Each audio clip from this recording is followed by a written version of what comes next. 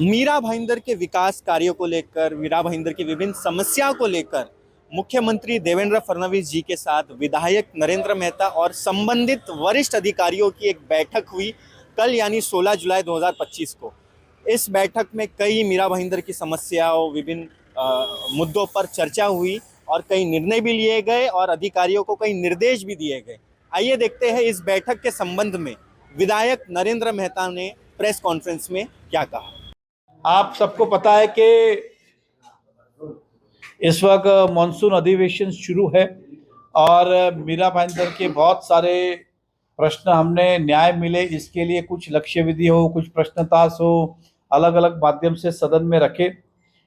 कुछ लगे, कुछ नहीं लगे, कुछ का आंसर आया, कुछ चल रहे, लेकिन इन सारे मीरा भाईंदर के जो प्रलंबित विषय थे और जरूरत थी उसको लेके माननीय मुख्यमंत्री महोदय से हमने एक कहा था कि आप सभी वरिष्ठ सीनियर अधिकारी जो डिसीजन मेकर है सचिव के साथ एक बैठक लगाई और उस विषय पे उन्होंने कल यानी कि काल काय तारखेला 16 ना 16 तारखेला दुपारी बैठक लावली। सगळ्या प्रधान सचिव सोबत होते आणि राज्यमंत्री होते। त्या बैठकीमध्ये प्रधान सचिव साथ में थे और मुझे बुलाया गया और मेरे पत्र के ऊपर वो बैठक रखी गई। तो बहुत सारे प्रश्नों को न्याय मिला। मीरा भाईंदर के लिए कई सालों से कुछ सपने थे जो पूरे हुए, कई हमारे इलेक्शन मैनिफेस्टो थे, वादे थे, उसको आज न्याय मिला ऐसा बोल सकते हैं। सबसे पहले मीरा भाईंदर के अंदर बढ़ती लोक संख्या को देख के एक और रेस्टिंग ऑफिस होना चाहिए था, भाईंदर का अलग, मिरौड का अलग। कल उनको मंजूरी दी और कहा कि कैबिनेट ने प्रस्ताव सादर करिए। मुझे पूरा विश्वास है आने वाले 2-3 महीने के अंदर रेस्टिंग ऑफिस शुरू हो जाएगा अलग से। उसी साथ में मीरा भाईंदर में 8,500 से ज्यादा सोसाइटीज है और रजिस्ट्रार जो हमारे उप निबंधक कार्यालय है, डेप्यूटी रजिस्ट्रार, उनके पास इतना लोड रहता है कि न्याय मिलता नहीं। इसलिए अब भाईंदर का रजिस्ट्रार अलग, मिरौड का रजिस्ट्रार, इसलिए एक और ऑफिस बनाने का निर्णय लिया और वो आने वाले महीने भर के अंदर वो प्रस्ताव मंजूर हो जाएगा, क्योंकि सीएम साहब ने फाइनेंस को कहा कि इनको स्पेशल परमिशन देके वो काम कर दो, इसलिए वो कार्यालय शुरुआत हो जाएगा, ऐसा हमारा मानना है। साथ ही साथ डीडीआर, डेप्यूटी डिस्ट्रिक्ट रजिस्ट्रार, जिनके पास डीम कन्वेंस और बाकी चीजों का पावर है, वो थाना बैठते। हमारे यहाँ के सभी लोगों को थाना जाना पड़ता था, अब वो हर बुधवार को मीरा भाईंदर में ही बैठेंगे रजिस्ट्रेशन ऑफिस के अंदर। मीरा भाईंदर के डीम कन्वेंस का निकाल यहीं पे होगा, किसी भी व्यक्ति को थाना जाने की आवश्यकता नहीं। ये बहुत बड़े एक लोगों को राहत मिली है कि जो थाना जाते थे फिर अधिकारी नहीं है, वापस आओ, फिर नेक्स्ट डे वापस जाओ, अब इन सारी चीजों से छुटकारा मिला।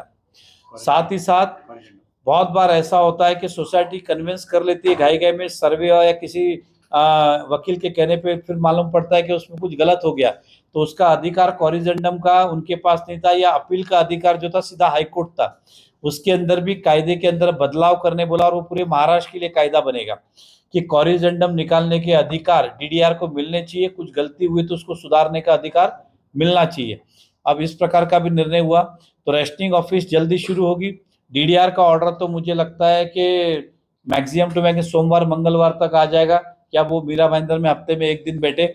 और रेस्टिंग ऑफिस का मैंने कहा कि प्रस्ताव करके जल गति से वो भी आने वाले 2-3 महीने के अंदर रेस्टिंग ऑफिस प्रत्यक्ष रूप से शुरू हो जाएगी। तो रेस्टिंग ऑफिस में जो गर्दी है उसका भी थोड़ा विलीकरण होगा, तो गर्दी भी कम हो जाएगी 2 बनने के बाद। साथ ही साथ प्रांत अधिकारी यानी कि एसडीओ जो थाना में बैठते हैं, अब तहसीलदार के ऊपर प्रांत होते, अब उनको भी एक आदेश किया गया, क्योंकि वकीलों को भी थाना जाना पड़ता था पहले, एक कोर्ट इधर, सेशन कोर्ट उधर, वो कोर्ट उधर। अब ये एसडीओ ऑफिस मीरा भाईंदर में हर गुरुवार को यहाँ पे उप विभागीय अधिकारी यानी कि एसडीओ आएंगे, मीरा भाईंदर के निर्णय वो यहीं पे लेंगे। ये बहुत बड़ी एक उपलब्धि है और महाराष्ट्र में ये पहली बार ही ऐसा हो रहा है कि अलग से एक जगह जा रहे, तो ये भी एक निर्णय हुआ जो मीरा भाईंदर के लिए बहुत फायदेमंद था। इसके अलावा एमएमआरडीए के बहुत सारे निर्णय हुए, विषय तो बहुत सारी चर्चा हुई, लिंक रोड से लेके मेट्रो से लेके, लेकिन जो महत्व के विषय वो मैं रखता हूँ। एक के मीरा भाईंदर रोड के अंदर पिछले कई समय से हम देख रहे खड्डे होते जा रहे थे और मेट्रो भी वहाँ पे, और हमारे यहाँ पे हैवी ट्रैफिक रोड है।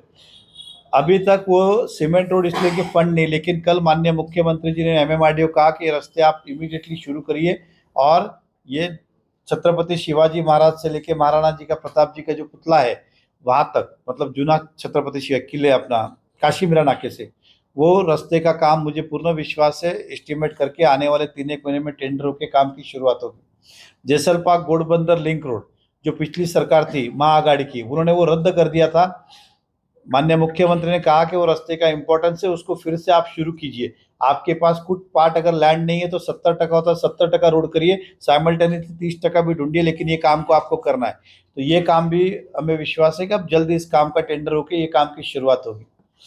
आप सुभाष चंद्र बोस मैदान से उत्तम तक ये सीमेंट रोड हमारे कार्यकाल में हमने मंजूर किया था, फिर महाआघाड़ी की सरकार आई, बीच का पैच कैंसिल कर दिया। तो अभी मुख्यमंत्री जी ने कहा कि बीच का पैच आप बना दीजिए, अगर 30 मीटर की जगह लोगों के घर जब आप 20 मीटर करिए ताकि लोगों के घर ना जाए, 20 मीटर करके उस रोड को एक बार पूरा करिए। तो ये तीनों काम का टेंडर होने वाला है। चौथा, जरूरत के हिसाब से अब मिरौड में भी एक जो जॉगर्स पार्क है वहां से फ्लाईओवर की जरूरत है, जो आगे जाके क्लस्टर अपना कोस्टल रोड हो, राई मोरवा को कनेक्ट हो, या मिरावट जो रेलवे पर है उसको कनेक्ट हो।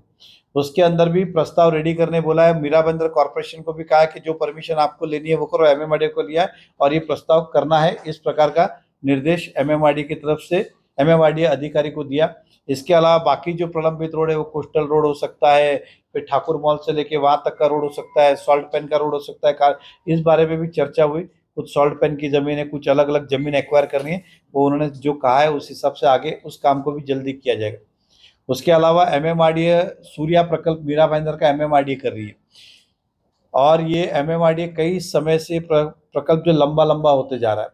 इस बार सीएम साहब ने एकदम कड़क चेतावनी दी और एमएमआरडी अधिकारी ने भी आश्वासित किया है कि हम किसी भी तरह से इसको नवंबर के पहले पूरा कर लेंगे और मीरा भाईंदर को पानी देंगे। उसके अंदर एक दिक्कत आ सकती है कि एमएससीपी की लाइट दानू साइड की तरफ उन्हें लाइट चाहिए, सॉरी दानू नहीं, पालघर साइड कहीं लाइट चाहिए, जिसके अंदर 132 के, उसको थोड़ा समय लगने वाला है। तो उसके लिए भी उन्होंने कहा कि आप टेम्पररी लाइट कहीं से लीजिए लेकिन मीरा भाईंदर को पानी दीजिए। तो हमें विश्वास है कि मीरा भाईंदर की पानी की समस्या आने वाले नवंबर में खत्म होगी। लेकिन फिलहाल जो समस्या अभी जो चल रही है उसके लिए एमआईडीसी और स्टैम्प के अधिकारी भी थे जो अभी फिलहाल मीरा भाईंदर को पानी दे रहे, लेकिन हर रोज उनका पानी जो है थोड़ा कम आता है, करीबन दोनों का मिला के 1.5 करोड़ लीटर पानी कम आता है। इसलिए दोनों को कहा है कि मीरा भाईंदर का पानी आप पूरा दीजिए, जरा भी कम ना जाए, क्योंकि ऑलरेडी वहाँ के पानी की शॉर्टेज है। हमें विश्वास है कि दोनों ही अधिकारियों ने कहा कि 2-3 दिन में इसका नियोजन करके किस तरह से मीरा भाईंदर का पानी पूरा दो, इस विषय पे वो निर्णय लेंगे। तो ये एक बहुत बड़ी उपलब्धि हुई। साथ ही साथ मीरा भाईंदर में 24 जगह पे क्लस्टर लगाया गया है, यानी कि हम कह सकते हैं कि 80-90% मीरा भाईंदर जूना जो है वो क्लस्टर इफेक्टेड है। वहाँ पे पिछले 2 साल में परमिशन मिली नहीं कभी। तो हमने सरकार से कहा कि इसे ऑप्शनल रखिए, क्लस्टर सक्सेस नहीं हो सकता है। तो सरकार के जो अधिकारी थे उनका कहना है कि छोटे छोटे रोड भविष्य में आने वाले 10 साल बाद 20 साल बाद उनकी दशा क्या होगी, इसलिए क्लस्टर का होना ज़रूरी है। लेकिन हमने कहा कि सर सब अच्छी बात है, क्लस्टर होना चाहिए, लेकिन इतनी बिल्डिंग के साथ नहीं आती है। जो बिल्डिंग म्यूनसिपैलिटी ने तोड़ दी, खाली होगी, वो कहाँ जाएंगे, 2-2 साल से परेशान है।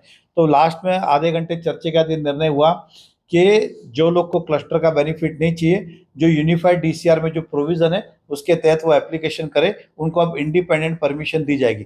पहले जहाँ पे क्लस्टर लगाए वहाँ व्यक्ति इंडिपेंडेंट बिल्डिंग को मांगने तो उसको मिलता नहीं था, चाहे एफएसआई कम लेवे कि ज़्यादा मांगे, लेकिन मिलता ही नहीं था। अब कम से कम उसके लिए वो पर्याय खुला हो गया। इस प्रकार का वो एक बहुत इम्पोर्टेंट निर्णय हुआ।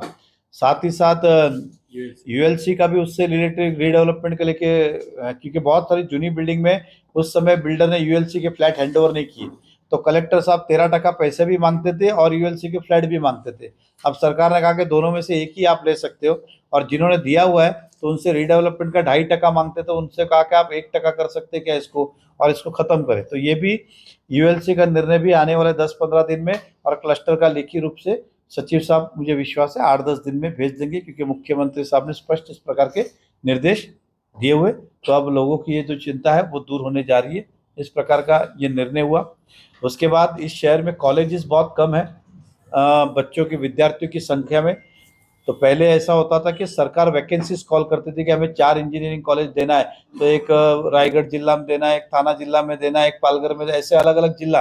अब उन्होंने मीरा भाईंदर के लिए कहा कि जो कोई भी कॉलेज इसके प्रस्ताव देगा नियम अनुसार, जिसको बनाने की इच्छा है, क्योंकि सरकार तो कॉलेजेस बनाती नहीं है, तो जो भी लोग बनाना चाहे उनको हम परमिशन देंगे।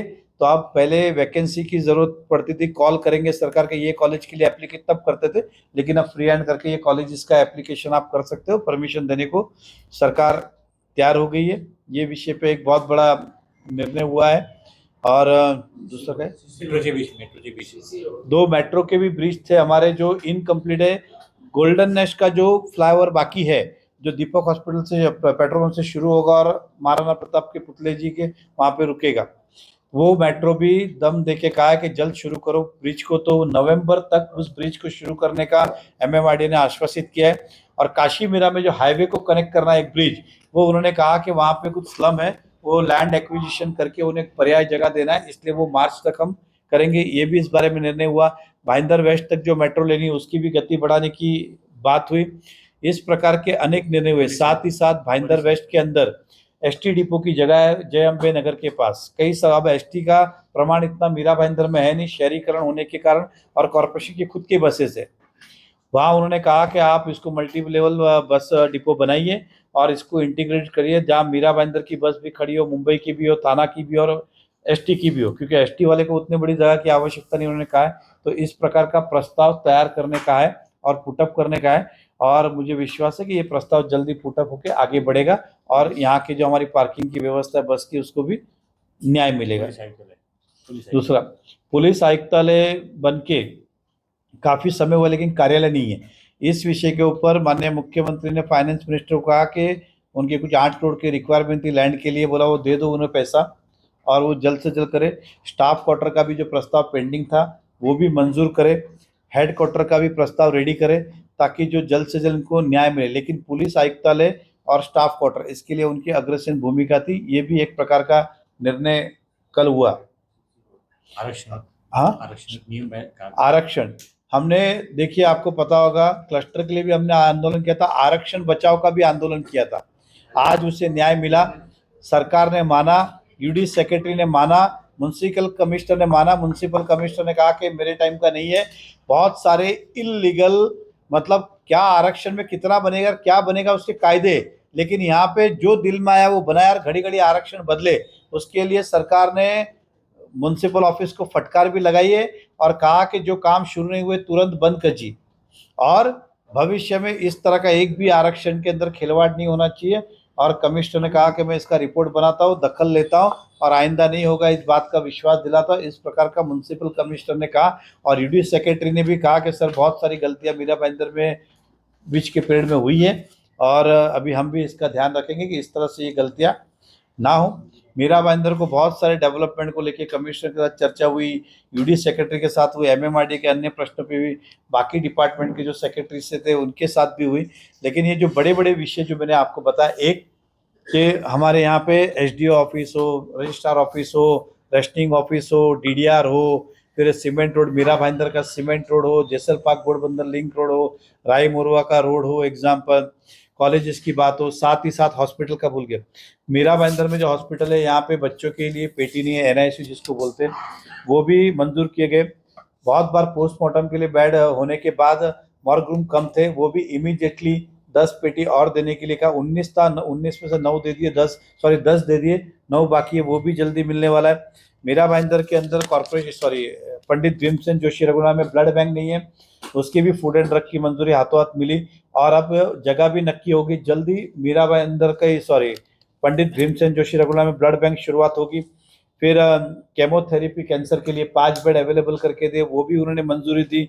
और 2 माले नर्सिंग कॉलेज के बिल्डिंग के ऊपर, तो कमिश्नर साहब को भी कहा, मीरा भाईंदर के म्युनिसिपल कमिश्नर को भी और उनके सीएस सिविल सर्जन को भी, कि आप उसकी स्टेबिलिटी चेक करिए। उस बिल्डिंग की कैपेसिटी अगर 2 माले की है और लेने की, तो उसके ऊपर 2 माले बनाए जा सकते हैं। और भी बहुत सारे अलग अलग निर्णय हुए, आयुष डिपार्टमेंट की बात हो या दूसरी बात हो, इस तरह के बहुत सारे निर्णय हॉस्पिटल के भी हुए। तो इस बार का अधिवेशन जो रहा वो मीरा भाईंदर शहर वासियों के लिए हितजनक रहा। और मीरा भाईंदर के अंदर हमेशा देवेंद्र फडणवीस साहब ने विशेष ध्यान दिया है और पहले भी इसी तरह से हम काम करते थे कि भाई जब भी एक सारे विषय जमा हो जाए तो सीएम साहब के साथ एक बैठक लगाए। और पहले भी धड़ धड़ इस तरह से सब, क्योंकि उस समय सभी डिपार्टमेंट होता है, किसी को मौका नहीं मिलता, क्यों नहीं क्या नहीं, और इमीडिएटली सीएम साहब उसका डिसीजन देते। होने जैसा तो यस, नहीं होने जैसा नो, लेकिन मीरा भाईंदर के 90% विषय यस ही होते। तो ये हमारे लिए बहुत बड़ा एक उपलब्धि रही।